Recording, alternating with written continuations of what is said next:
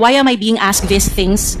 These are all hypothetical. Why am I being asked? Kung yung head of agency ay nag-utos sa kanyang opisyal na mag-hand out ng mga naka-envelope na pera as form of allowances to secure favors, mali din ba iyon? Yes, Mr. Chair.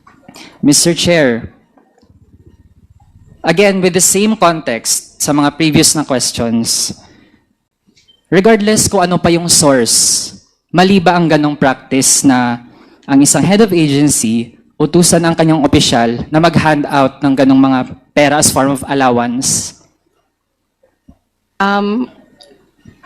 Based on my previous answers, Mr. Chair, yes. Na mali. Sige, Mr. Chair, mali po o tama na kung may ganong iaabot na pera to secure favors, kung kukunin iyan sa regular fund, mali po ba o tama? What do you mean regular fund, Mr. Chair? Regular fund ng isang agency. To secure favors, mali pa rin, Mr. Chair. Mali. Mr. Chair, to secure favors, mag-aabot ng pera as form of allowance at kukunin sa confidential fund. Mali po ba o tama? Definitely mali, Mr. Chair, because confidential funds, they have specific uses.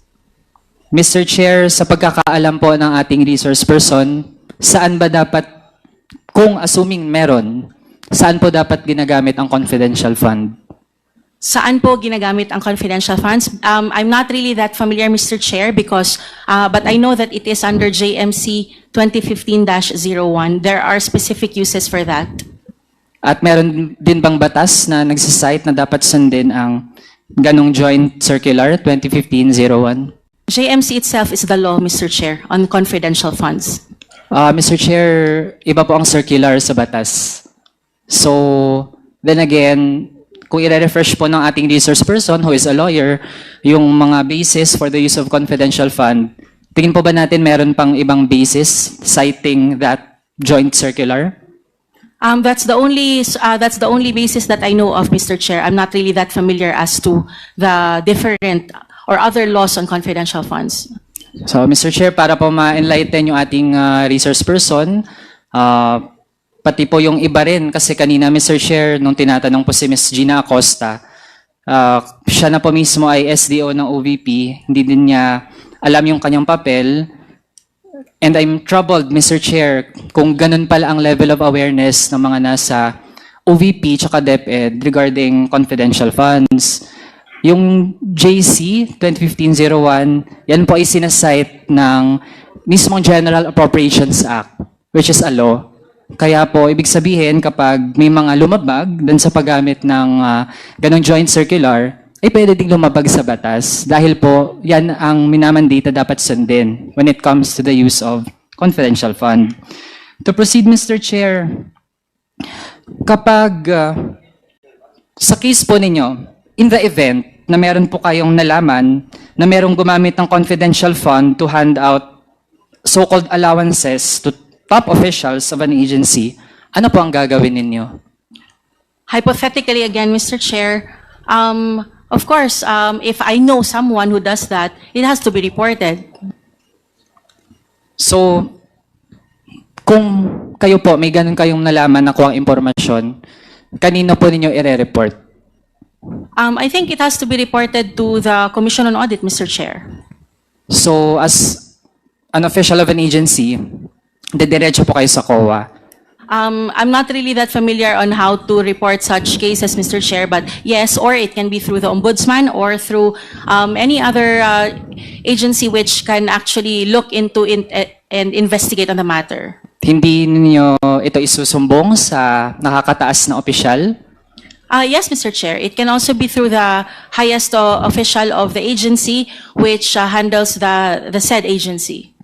Mr. Chair, paano naman po if ever na mismong higher official ang nag-utos sa inyo na gamitin ang confidential fund for the purpose of handing out allowances to other top officials? In that event, ano po ang gagawin ninyo? Again, these are all hypothetical, Mr. Chair. Yes, Mr. Chair. Yes. I think that's already clear, and our resource person, again, does not have to be defensive. I just want to check, Mr. Chair, why am I being asked these things? These are all hypothetical. Why am I being asked these things? Mr. Chair, I think we have already established kanina na bahagi ito ng deliberasyon ng ating komite. And I advise for the third time yung ating resource person na wag pong masyadong maging defensive kasi po ito ay bahagi nung pag-check natin dahil nga lumitaw na sobrang naabuso ang confidential funds. So we'd like to know from those who have served actually top positions sa ating mga ahensya, ano ba yung pagtingin dun sa nakita nating mga nangyari? So we want to see how we can have better safeguards dun sa pera ng bayan. So again, kung wala naman pong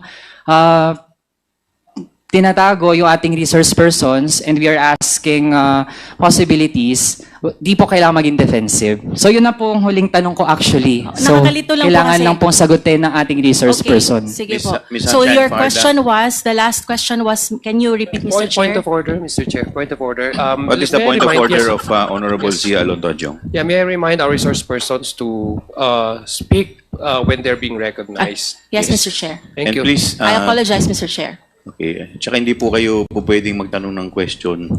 So, parang I apologize, siya po ang Mr. tinatanong Chair. ninyo eh. Yes. Please continue, Congressman Manuel. Thank you, Mr. Chair. Mr. Chair, kung merong higher official na nag-utos sa inyo na gamitin ang confidential funds for the purpose of handing out allowances in the form of cash na naka-envelope to other top officials in your agency, ano ang gagawin niyo kung sakali? That official may be reported to the Ombudsman, Mr. Chair. So, ibig sabihin, you are ready to file a complaint against that higher official? If that is the case, if it is true, Mr. Chair. And you are willing na ilahad ang iyong nalalaman? If that is an actual circumstance, Mr. Chair, of course, Mr. Chair. Okay. So, ayun, nasagot naman pala, Mr. Chair. So, yun lang yung mga tanong ko so far for Ms. Sunshine Fajarda.